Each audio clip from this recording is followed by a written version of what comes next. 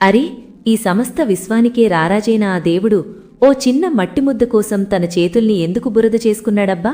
ఆకాశంలో ఆ చుక్కల్ని కేవలం తనొక్క మాటతోనే పుట్టించేసిన ఆ దేవుడు మనల్ని చేసేటప్పటికి మాత్రం నేలమీద మోకాళ్లమీద కూర్చుండిపోయాడండి.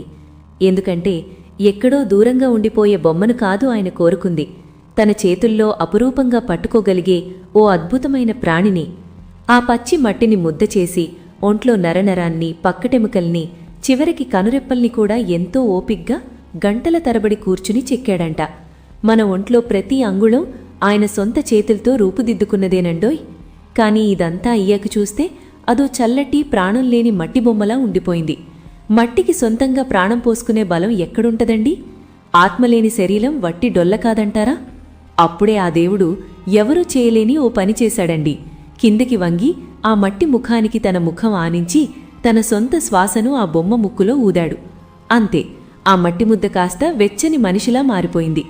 ఊపిరితిత్తులు గాలి పీల్చుకోవడం మొదలెట్టాయి. ఆ గుండె లబ్డబ్మని కొట్టుకోవడం స్టార్ట్ అయింది. ఆదాము మొదటిసారి కళ్ళు తెరిచి చూసేసరికి ఎక్కడో సింహాసనం మీద ఉన్న మహారాజు కనిపించలేదండి. తనని చేయడానికి వాడిన ఆ పచ్చి మట్టి ఇంకా అంటుకునే ఉన్న ఓ కన్న తండ్రి ముఖం కనిపించింది.